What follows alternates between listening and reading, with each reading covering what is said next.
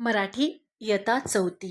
तर आज आपण मराठी पुस्तकातील पहिली कविता प्रकाशातले तारे तुम्ही ही कविता समजून घेणार आहोत. ह्या कवितेमध्ये कवी उमाकांत कानेकर यांनी मुलांना प्रकाशातले तारे म्हटले आहे. त्यांनी मुलांना आनंदी राहण्याचा, निसर्गाशी एकरूप होण्याचा, देशप्रेम मनात ठेवण्याचा आणि भविष्याकडे आशेने पाहण्याचा संदेश दिला आहे. तर चला आता आपण ही कविता वाचून घेऊया. ऐका, म्हणा, वाचा. प्रकाशातले तारे तुम्ही, अंधारावर रुसा, हसा मुलांनो हसा.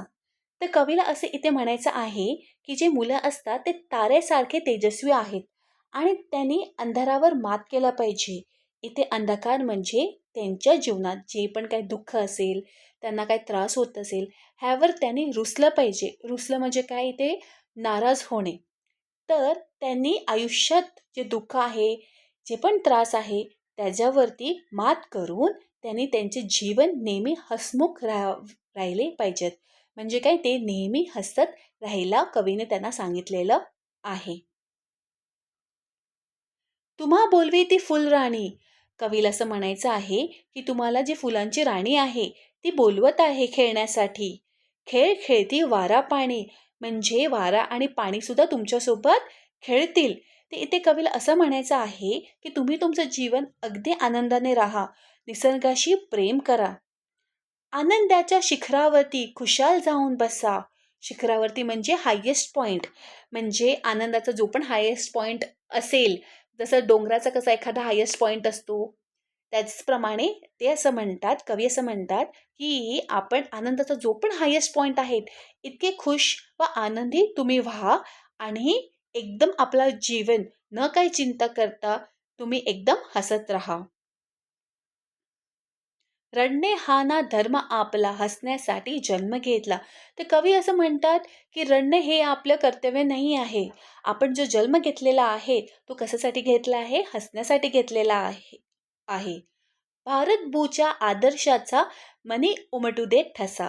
तर कवी असं म्हणतात की भारतात जे पण मोठमोठे लोक आहेत, जसे की महात्मा गांधी, सावित्रीबाई फुले, त्यांचे आपण काय केलं पाहिजे, तर त्यांचे जे विचार आहे, त्यांचे चांगले गुण आणि त्याने दिलेला आदर्श आपण आपल्या मनात नेहमी ठेवला पाहिजे.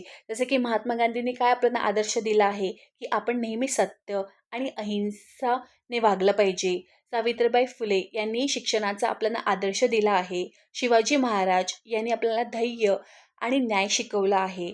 तर कवी सांगतात की मुलांनी हे आदर्श मनात ठेवून त्यांच्यासारखे चांगले गुण आत्मसात करावेत.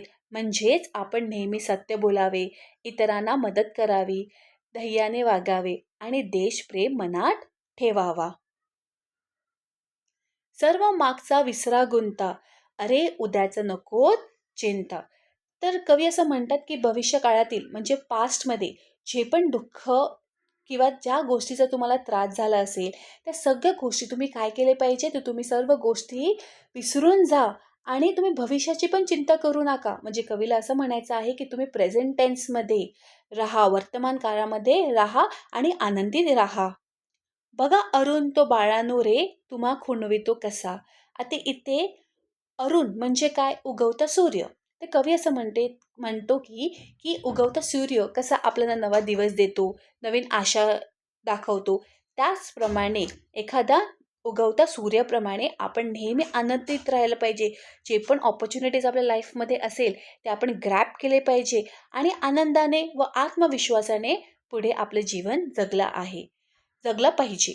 तर थोडक्यात आपल्याला कवी असं म्हणतात की जे पण आपल्याला दुःख त्रास होत असेल ते सर्व आपण विसरून एक नवीन हसतमुख असं जीवन जगलं पाहिजे.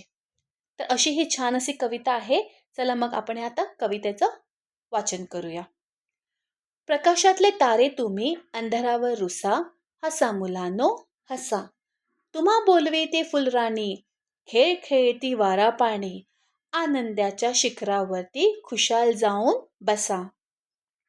रडणे हा ना धर्म आपला, हसण्यासाठी जन्म घेतला, भारत भूच्या आदर्शाचा मनी उमटू दे ठसा.